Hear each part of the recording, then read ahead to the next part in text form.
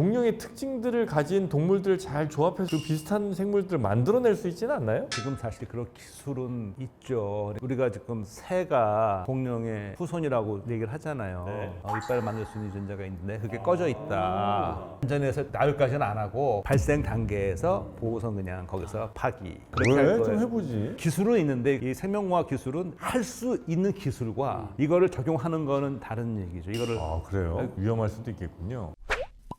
흥미로운 과학 이야기 더욱 재밌게 전해드리는 과학을 보다 정영진입니다. 네, 저는 은하의 충돌과 진화를 연구하는 우주먼지 지웅배입니다. 안녕하세요. 성균관대 물리학과에서 통계물리학을 연구하고 있는 김범준입니다. 네, 안녕하세요. 연세대학교 시스템생물학과 김흥빈입니다. 오늘도 흥미로운 과학 이야기 세 분의 과학자분들과 함께 나눠보도록 하겠습니다.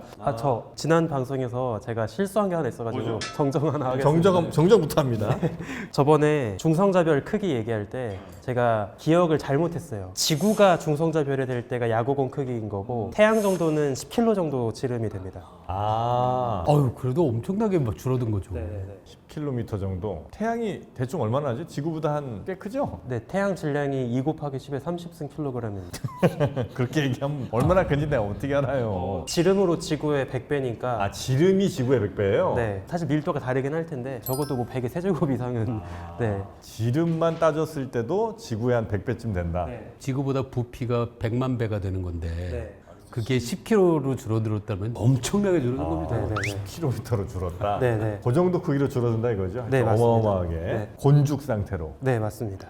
중성자별은 원자 핵에 전자가 들어가 버린 겁니다. 그 정도로 작아진다는 거죠. 네. 그러니까 원자에 얼마나 빈 공간이 많은가 우리가 그걸 또 알 수가 있죠. 근데 그 원자의 빈 공간은 공기로 채워졌어요? 아니, 재밌다. 공기가 원... 근데 공기도 원자잖아요. 결국. 공기도 다 원자죠, 참. 그 원자 안에 원자가 많이 아니 원자.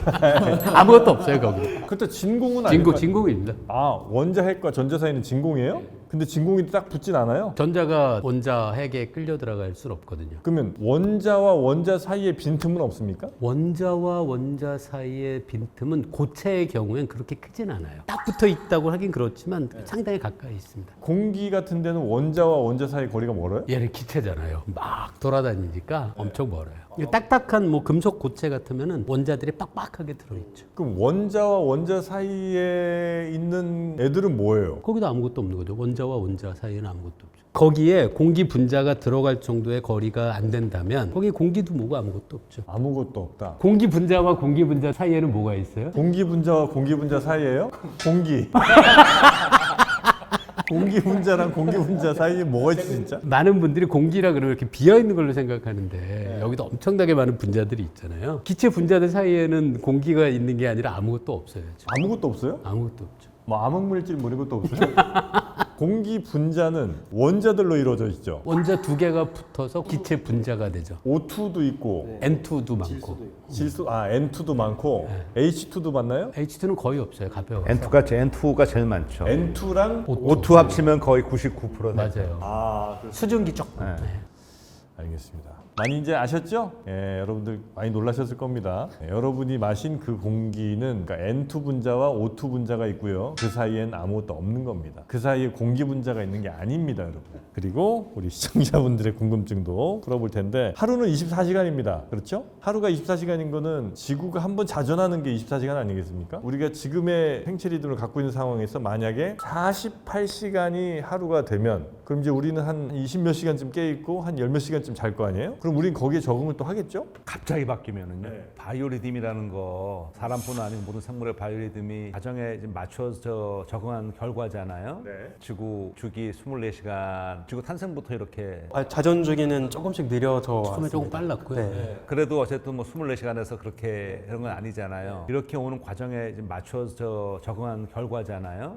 뭐 우리도 당연히 지금 그렇겠지만 예를 들어서 저는 떠오르는 게 식물들 같은 경우 해의 길이가 중요하거든요. 뭐 장일 식물, 단일 식물 그래가지고 일단 식물이나 우리 키우는 작물들이 과연 이렇게 되면 얘네가 과연 어떻게 될까 하는 생각이 들고 물론 우리도 잠을 그러면 48시간에서 갑자기 우리가 예를 들어 하루에 뭐 7시간, 8시간 잔다 그러면 14시간, 16시간을 자고 이렇게 일을 해야 되는데 과연 그렇게 할 만큼 우리 몸이 버텨낼 수 있을까? 못 버틸 것 같아요. 그 하루를 둘로 나눠서 살지 않을까요? 지금의 생체 리듬이 유지가 네, 된다면 아침에 일어나서 직장 갔다가 점심 때쯤 집에 와서 자고 다시 나가서 해 질 때쯤에 또 가서 일하다가 또 와서 또 자고. 예, 이 맞춰진 이 바이오리듬 이게 쉽지 워낙에 않고요. 오랫동안 이게 각인돼 있는데 이거 제 생각에는 적응은 쉽지 않겠는데.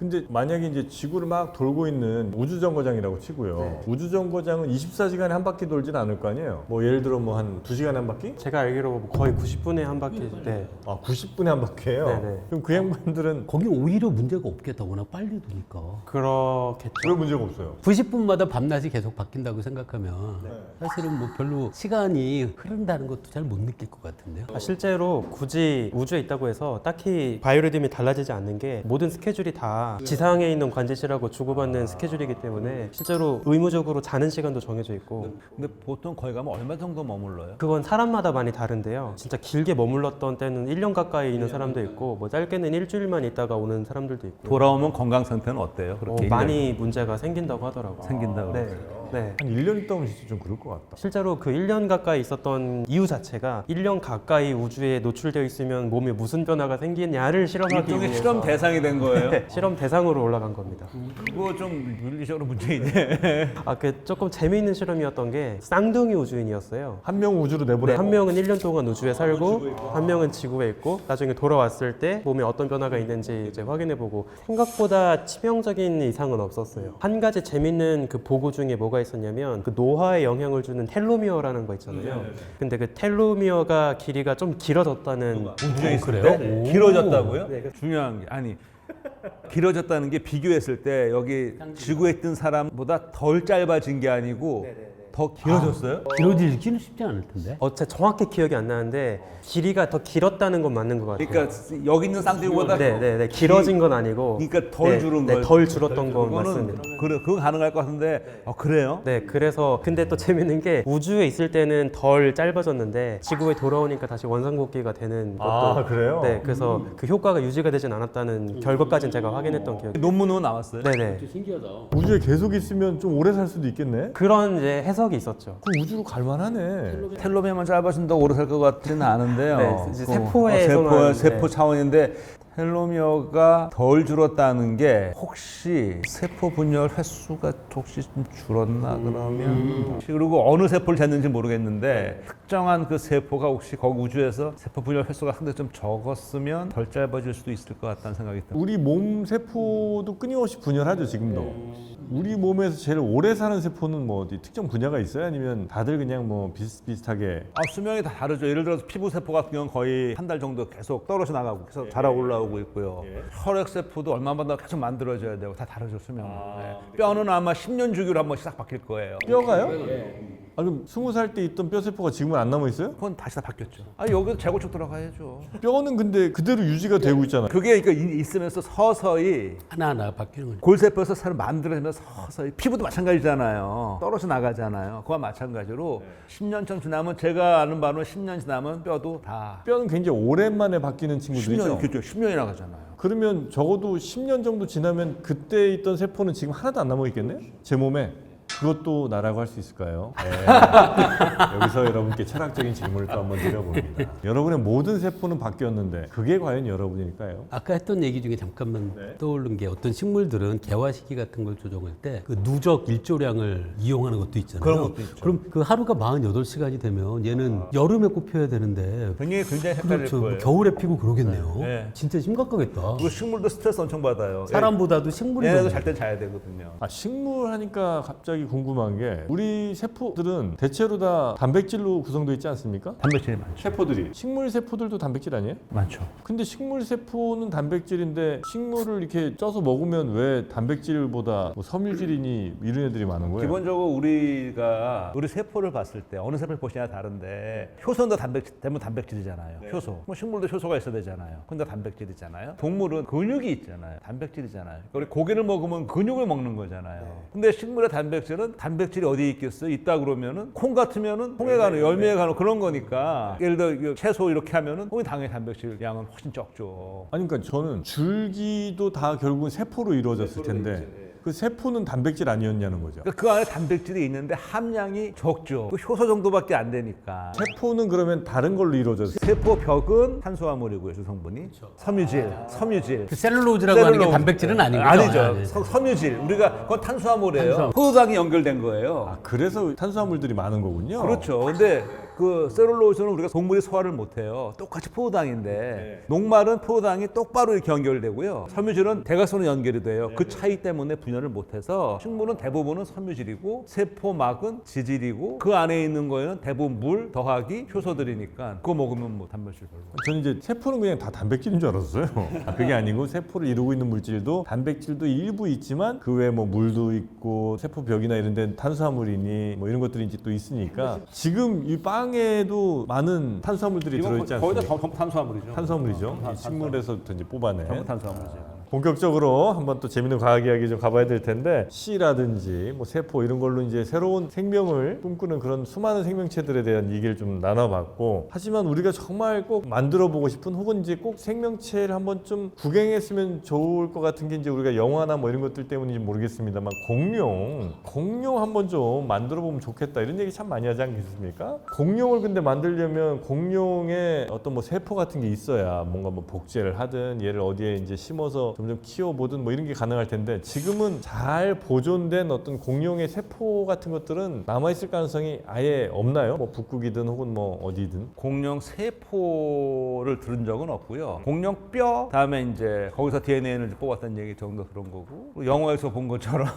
뭐 다른 동물은 공룡은 모르겠고요. 공룡 세포를 했다는 얘기는 저는 못 들어봤습니다. 수천만 년을 지나서 보존돼 있기는 매우 어렵겠군요. 워낙 시간이 공룡은 좀 좀 오래지나. 시간이 너무 오래됐고 아니면 이제 공룡의 특징들을 가진 동물들을 잘 조합해서 이렇게 그 비슷한 생물들을 만들어낼 수 있지는 않나요? 예를 들면 뭐 악어의 그런 어떤 피부 같은 거에 플러스 뭐 닭이나 뭐 이런 새들을 이렇게 잘 조합해서 이렇게 공룡 비슷하게 만들어내는 이거 불가능한가요? 지금 사실 그런 기술은 있죠. 그러니까 이 주라기 공원처럼 공룡을 복원해내는 거 말고 지금 있는 생물들의 유전자를 섞어서 없던 종을 만드는 거는 기술은 가능하죠. 그러니까 그래서 이제 코끼리만큼 좀 키워 일단.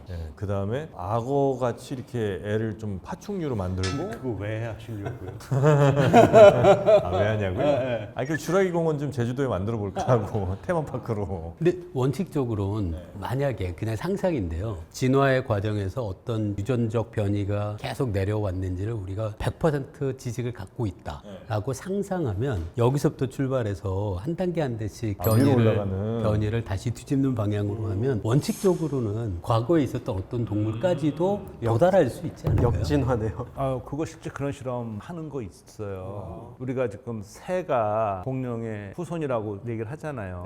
그래서 닭을 대상으로 말씀하신 것처럼 닭으로 공룡 만들기네요. 그러니까 닭은 이빨이 없잖아요. 근데 이제 유전자를 보면 이빨을 만들 수 있는 유전자가 있는데 그게 꺼져 있다. 뭐 그거를 켜준다든지 실제로 그런 실험을 하는 게 진행이 되는 거 있어요. 예. 근데 그걸 아마 제가 알기로는 완전히 해서 나흘까지는 안 하고 발생 단계에서 보고서 그냥 거기서 파기. 그렇게 할 왜? 거예요. 좀 해보지. 아, 그게 이제 생명 윤리적으로 이제 그런 우리가 이 기술은 있는데 이 생명과학 기술은 할 수 있는 기술과 이거를 적용하는 거는 다른 얘기죠. 이거를 아, 그래요? 위험할 수도 있겠군요. 그 옥자라는 영화 있었잖아요. 옥자, 예. 그 2010 돼지, 슈퍼돼지 뭐 이런 예, 거. 17년에 나왔잖아요. 네. 근데 2015년에 한국과 중국 공동 연구진이 이미 슈퍼돼지를 만들었고 그 언론에도 나왔어요. 그게 근육이 막 이런 몸짱 돼지를 만들었어요. 그건 어떻게 한 거냐면은 지방으로 가는 유전자를 중지시키고 대신 근육으로 많이 가게 해서 이렇게 몸짱이 되는 거예요. 맛은 없겠네, 그죠? 그러니까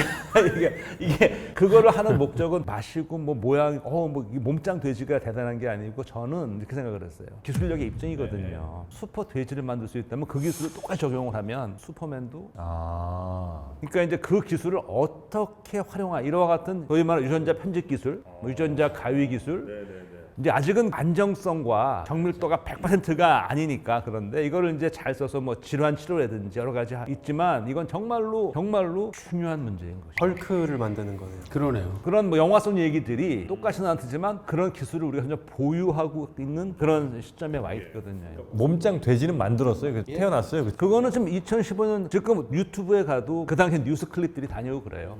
그럼 몸이 막 우락부락해요 이렇게 진짜 돼지가? 우락부락해요. 완전히 딱 보면은 뭐야? 완전히 탁 어깨 막 근육 끝내줘요. 그럼 만약에 정말 그게 인간에게 적용되면 막 엄청나게 매일매일 노력하지 않아도 약간 좀 근육질의 사람이 나올 수도 있고. 기본적으로 근육량이 많아지는 근육질이 되는 궁금하긴 하다. 항상 좀 궁금했던 게 사실 천문학에서는 이런 윤리적 고민을 할 게 없거든요. 나랑 상관없는 별과 은하를 연구하니까. 이게 생물학의 가장 어려움이 이거예요. 그러니까 이게 유전 질환을 치료한다. 유전자 좋잖아요. 거기에 반대할 분은 거의 안 계시잖아요. 근데 질환 치료를 가는데 그러면 어디까지가 질환 치료고 어디부터는 예를 들어서 능력 강화라든지 뭐 여러 가지 다른 이유가 있을 수 있으니까 경계 정의가 참 어렵고 이 유전자 편집이라는 단어 있잖아요. 그걸 우리가 유전자 편집, 유전자 교정 막 혼용에 쓰는데 영어로는 이게 진 에디팅이거든요. 근데 에딧 한다는 게 편집이든 교정이든 결국 잘못된 거를 이렇게 바로 잡아준다는 거잖아요. 무슨 기준이 있어야 되냐면 잘못된 거, 안 좋은 거는 뭐고 좋은 건 뭐고. 올바른 게 뭐고. 그러니까 그 유전 질환 그래, 그건 그죠. 그러면 그 외에 예를 들어서 뭐 근육이 많은 거는 좋은 거고, 뭐 이렇게 키가 이런 큰 게 좋은 거고. 뭐 이런 이게 생물 이 바이오테크를 적용할 때는 거기에 따라와서 수반돼야 될 윤리, 법률 여러 가지 문제들이 해결이 돼야 돼요. 전 그 유전자 편집에서도 제일 두려웠던 게 수정란 단계 혹은 그 직전에 만약에 편집을 하게 되면 그 수정란에서 태어난 생명체의 자손 대대로 편집이 된 유전자가 계속 이어지게 되잖아요. 그러니까 한 번 편집해서 그 사람의 수만 세대 아래까지도 영향을 줄 수 있는 딱 한 번 기술을 도입하고 그래서 그거는 정말 위험하기도 하고 막아야 되지 않을까 생각이 들더라고요. 근데 지금 기술적으로 지금 가능하잖아요. 그런 이제 배안을 못하게 하니까 얼마 전에 FDA에서 유전자 가위로 만든 치료제가 시판되는 게 있죠. 그게 낫형 적혈구증이라고 그래가지고 겸상. 옛날에는 겸상, 시클셀. 겸상이라고 배웠던 거거든요. 그게 이제 열성 유전되는 건데 그 유전자 아미노산 하나 차이 때문에 이렇게 동그래야 되는 적혈구가 이렇게 낫처럼 휘어지는 거예요. 그러면 일단 산소 운반하는 기능이 떨어지고 왜 나처럼이 돼 있다 보니까 모세혈관을 막힐 수도 있고 굉장히 치명적일 수 있거든요. 그런 경우에 그 치료는 어떻게 하는 거냐면은 피를 계속 조혈모 세포에서 만들어내잖아요. 그러니까 조혈모 세포를 교정을 해서 상대적으로 정상적인 게 좀 많이 만들어지게 하는 이제 그 정도야. 그거 이제 승인이 난 거거든요. 교수님 말씀하신 배아에 적용하는 건 지금 그게 안 되고 있는 거죠. 근데 지금 못하게는 되고 있는데 그리고 저도 안 해야 된다고 맞는데 이게 어느 순간 허락되기 시작하면 근데 막을 수 있을지 모르겠어요. 이게 문제는 이거예요. 그러니까 허락을 못하게 하는데 만약에 암암리에 하는 데가 있으면 어떡할 거냐는. 근데 이제 그거를 막으려는 우리의 바람직한 노력들이 있으나 지적 열망. 그 지적 열망 플러스 뭐 자본의 힘 뭐 이런 것들이 이제 감독 체계를 벗어난 어떤 곳에서 얼마든지 가능할 거 아니에요, 그죠? 그게 배아 줄기세포나 이런 연구를 찬성하는 분들의 의견이 바로 그거예요. 오히려 자꾸 막기만 하면 어두운 곳에서 하는 데가 생긴다. 확실하게 해서 딱 통제되고 이런 데서 가이드를 가지고 해야지. 그게 이제 하나의 또 주장이기도 해요. 그리고 요즘처럼 뭐 굉장히 그 첨단 테크놀로지들이 범용으로 막 쓰이는 이런 상황에서는 그들이 한 팀 정도가 그냥 어디 정말 외딴 어디인가 모여갖고 막 이렇게 실험하거나 어떤 결과물들 만들어내도 그거를 제재할 마땅한 방법이 없거나 혹은 이미 제재하려고 했을 때 너무 늦었거나 이런 상황들이 있을 수 있으니까 그런 것들은 과학자들 스스로가 좀 뭔가 단속을 해야 될 텐데 아마 그것도 쉽지는 않겠네요. 뭐 분명히 다른 생각 가진 사람들이 그 수많은 과학자들 가운데 뭐 없을 수가 없을 테니까. 이미 그 죽은 반려동물 복제하는 서비스 같은 거 있던. 그거는 윤리 문제가 없나? 그것도 있죠. 왜냐하면 네. 죽은 동물에서 하는 건데 어떤 문제가 있냐면 결국 대리모가 있어야 되거든요. 그러면 역시 난자 추출해야 되고 대리모 하니까 문제 있죠. 그리고 태어난 친구들이 건강이나 이런 데 문제는 없어요? 아직까지 그거보다는 근데 이제 이런 얘기도 있죠. 과연 그렇게 했을 때 얘가 그러면 우리 기준으로는 얘가 정말 개가 되는 건 사실 저는 아니잖아요. 아니겠죠. 예. 그냥 겉모습만 그 서비스가 이미 시작이 됐는데 이게 바로 막 그거예요. 상업성과 결부가 됐을 때 아까 말한 도대체 어디까지가 제가 이거 한번 여쭤볼게요. 지금 우리가 시험관하기는 많은 부부들한테 행복을 주는 그런 의료기술 잘 잡았잖아요. 근데 이게 제일 처음에 나왔을 때는 굉장히 말이 많았어요. 70 몇 년도에 영국에서 나왔을 때는 그 시대 영역에 도전하는 거라고 그랬고요. 우리나라에서는 85년도에 첫 쌍둥이 태어났어요. 쭉 발전해 오면서 지금은 잘 잡았죠. 근데 이제 그거를 수정을 해서 착상을 시킬 때 이 유전자 검사를 해요. 혹시 이 병 잘못된 거 착상하면 안 되니까. 근데 그럴 때 사람들이 유전자 검사하는 김에 딸인지 아들인지 봐서 그때 알 수 있어요? 알 수 있죠. XXXY인지는 알 수 있으니까 어느 건지 다 하면서 그러면서 선별적으로 근데 그거는 목표가 아니거든요. 근데 실제로 그걸 이제 많이 그렇게 했어요. 예. 근데 좀 더 시간이 지나서 이제 몇 년 됐죠 벌써 세부모학이라는 게 있었어요. 엄마 근데 미토콘드리아에 문제가 있어가지고 자기가 유전병을 주기가 싫은 거야. 제3의 여성한테 난자를 받아서 그 여성의 난자에서 핵을 제거하고 거기에 자기 핵을 집어넣었어요. 그러니까 이 난자는 원래 여성의 핵에 미토콘드리아 세포질은 모르는 여성이죠. 거기에 남편의 정자로 수정을 했어. 인공 수정을. 기본 기술은 이제 원래 시험관하기에 뭐가 더해진 거냐면 핵 치환 기술이 더해진 거예요. 근데 이게 지금 승인이 난 나라가 있어요. 불법인 나라가 있고. 태어났어요 그 애가? 그럼요. 이건 이미 벌써 많이 나왔어요. 엄마 둘에 아빠 하나인 거네요. 이렇게 되면 이게 기술은 다 같은 기술이었는데 어느 순간에 이게 어떻게 되는 거지? 그래서 또 제4의 여성에게 착상시키면 그거는 이제 그러네요. 착상까지 달라지면 그러네. 4명. 그래서 이게 정말 중요한 게 기술은 와 있는데 어느 순간에 어라 이렇게 되는 그러다 하나도 안 이상해지는 상황이 되고 시험관 아이가 마치 지금 너무나 당연한 것처럼 느끼고 그리고 이게 사회적인 합의와 그게 이제 돼야 되는데 우리가 준비를 많이 해야죠. 야, 정말 이 생명과학 쪽은 훨씬 더 윤리적인 문제에 대해서 예민할 필요도 있는 것 같고 실제로 예민하기도 하고 전 그래서 이렇게 같이 과학 수다를 하고 집에 갈 때 늘 찜찜한 게 많아요. 내가 오늘 그런 말을 왜 했을까? 괜히 했다. 이거 찜찜하게 굉장히 많아요. 그럴 때가. 이 유전자 기술을 적용 대상이 예를 들어 뭐 대장균으로 뭘 만든다든지 대상이 점점 이제 우리 주변의 반려동물 다 더 나아가서는 우리 자신이 되면서부터는 이게 이제 윤리적인 문제가 그러네요. 우리의 유전자라는 것도 사실 인류만 따지면 300만 년 전 혹은 400만 년 전 뭐 요 정도라고 하지만 그 유전자도 사실은 훨씬 더 오래전부터 이어져 온 것의 변형이었을 거 아닙니까? 정말 올라가다 보면 뭐 우리의 진짜 조상은 뭐 2억 년 전 혹은 뭐 5억 년 전이 될 수도 있는 걸 텐데 1억 년 혹은 뭐 몇천만 년 전에 공룡 시대 그게 만약에 없었어도 지금 우리의 인류와 같은 유인원 혹은 뭐 영장류 이런 것들이 있을 수 있을까요? 아니면 그런 공룡 시대에 어떤 생명체들이 있었기에 지금 우리의 이런 모습이 가능하게 된 걸까요? 이건 있어요. 이거는 이제 생물학에서 나오는 얘기인데 공룡이 멸종하지 않았다면 포유류의 이런 진화는 어려웠을 것이다. 왜냐하면은 그런 공룡이 계속 번성했으면 걔네들이 있는 데 다니면서 사자고 호랑이고 게임이 안 되니까 걔네들하고 다 잡아오니까 네, 그래서 대부분 이 포유류가 야행성인 이면에 있는 하나 이유 중에 하나가 낮에는 위험하니까. 숨어 있고 그냥 얼쩡거리다 보면 그런 얘기가 있어서 맞을 것 같은데요.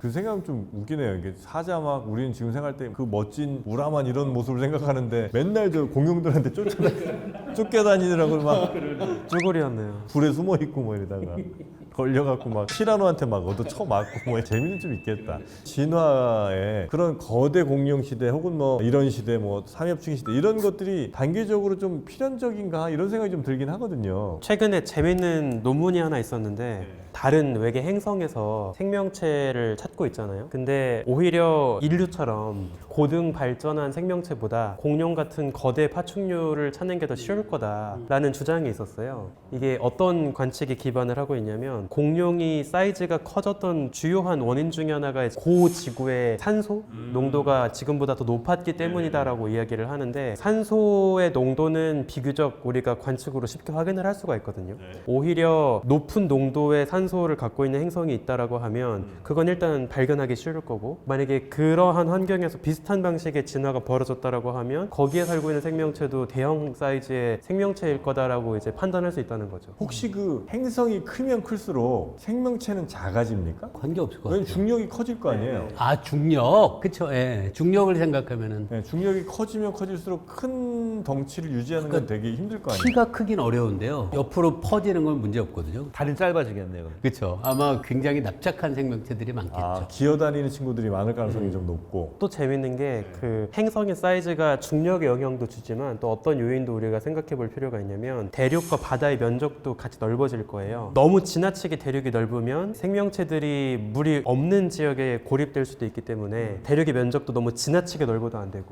그다음에 또 바다만 너무 지나치게 넓어도 비열 때문에 행성이 머금을 수 있는 열이 또 달라지다 보니까 또 적정 수준을 벗어날 수도 있고 네, 그래서 그것도 어느 정도의 적정 범위가 있어야 할 거다라는 얘기도 있어요. 참 여러모로 지구는 참 잘 태어났다 진짜. 우리 기준인지 모르겠습니다만. 우리 집이라 그렇죠. 그리고 이제 보통 우리가 영화 같은 데서 보면 외계 생명체가 대체로 큰 것들이 좀 많잖아요. 그래서 우리가 막 위압감을 느끼기도 하는데 그렇지는 않을 수도 있겠네요, 그죠? 우리 인간 사이즈가 참 좋은 것 같아. 우리 기준인가 너무? 인간 사이즈가 예를 들어 우리가 아무리 지능이 높은데 쥐만 해. 쥐만 하면 이렇게까지 고도로 발달하기 좀 어렵지 않을까? 쥐 정도 되면 고등 동물로 발전하기는 어려울 거예요. 혹은 코끼리도 좀 어려울 것 같아요. 왜냐하면 우리가 고등 동물일 수 있는 것 중에 하나는 굉장히 우리가 빨리빨리 뭐 뇌를 막 회전시키고 해야 되잖아요. 그러려면 주변의 어떤 공격이나 이런 거에 빨리 반응하고 빨리 내 몸을 움직여야 되는데 너무 커버리면 그게 좀 약간 쉽지 않을 것 같아요. 아 예리한데? 그리고 인간 크기가 참 좋은 것 같아. 플러스 예민한 손. 아 손. 예민한 손. 손도 말씀하신 것처럼 우리는 굉장히 빠른 시간 안에 손가락을 조정할 수 있는데 만약에 손의 크기가 우리보다 길이가 손가락 10배다. 그러면 신경 전달 속도가 10배는 더 걸릴 테니까 우리처럼 이렇게 빠른 시간 안에 잘 조정하기는 어렵겠죠. 또 덩치가 너무 크면 운송 수단을 발전시키는 데도 분명히 제약이 있었을 것 같아요. 같은 거리를 가더라도 더 많은 에너지를 만들어야만 이동할 수 있으니까 혹시 손가락이 각각 10개씩 있으면 좀 어땠을까요? 진화적으로 보면 이렇게 땅에 올라오고 사지가 생기면서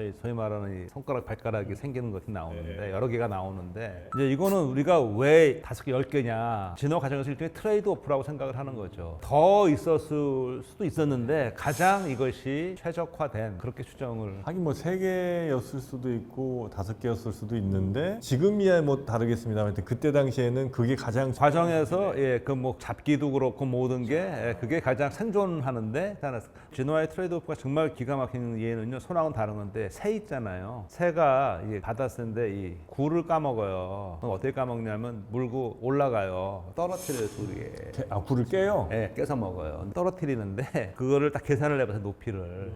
물리학적 계산해 보니까 최적 효율이에요. 그러니까 높이 올라갔다 어떻게 한 번에 깨지겠죠. 그런데 많이 힘들잖아. 적게 올라가서 하면 여러 번 왔다 갔다 하잖아. 얘가 하는 게 정말 최적거리다. 걔를 정확하게 돌에다 딱 던져요. 돌 위에 떨어뜨려. 올라가. 그래서 이제 굴 깨지면 가서 이렇게 파먹고 분명히 아마 그 밑에서 기다리고 있다가 저도 그 생각했어요. 깼을 때 뺏어먹는 애 있을 텐데. 훔쳐먹는 애들 분명히 나왔을 겁니다. 이 생명체는 끊임없는 경쟁과 끊임없는 생존으로 지금까지 온 거 아니겠습니까? 딴 친구는 걔 머리 맞추는 애가 또 생겨요. 아 정확하게. 굴이 아니고 조개다. 조개. 정정의 조개. 조개. 아 조개나 굴이나. 조개나 굴이나. 아니 굴은 따기 어렵잖아요. 아, 그런가? 그러네요. 그 조개를 딱 떨어뜨리는. 자 오늘 또 생명에 대한 이야기 늘 말씀드립니다만 생명이라는 건 정말 우리가 모든 걸 다 할 수 있을 것 같은 그런 자신감은 있을 수 있으나 그것이 가져올 어마어마한 후폭풍 우리가 예상치 못한 그런 것들은 정말 한 번 갔을 때는 비가역적 되돌릴 수 없을 수 있거든요. 이거는 천문학적 관측이나 뭐 물리학적 실험 이것과는 또 다른 문제입니다. 저는 그래서 기술이 발달할수록 그 어느 때보다도 인문학적 소양이 더욱더 중요해진다라고 생각을 해요. 더욱 강한 윤리적인 기준들을 또 우리 과학자분들, 생물학자분들 특히 더 우리 후학들에게도 그런 점들 꼭 학자들뿐 아니고 모든 사람들이 다. 그렇게 해서 우리 인류는 수십억 년을 지나 지금 오늘까지 왔습니다. 앞으로도 우리 인류가 발전해온 대로 아름다운 모습들을 후손들에게 물려줄 수 있도록 여러분의 윤리의식도 다시 한번 재고해 보시기 바라겠습니다. 호기심에, 이익에 혹은 또 다른 욕심에 우리 생명체들이 흔들리지 않도록 여러분의 따뜻한 관심이 필요한 시점인 것 같습니다. 저희는 오늘 여기서 과학을 보다 마무리하고요. 다음 시간에 더욱 윤리적으로 더욱 재밌게 여러분 찾아뵙도록 하겠습니다. 함께해 주신 여러분 고맙습니다.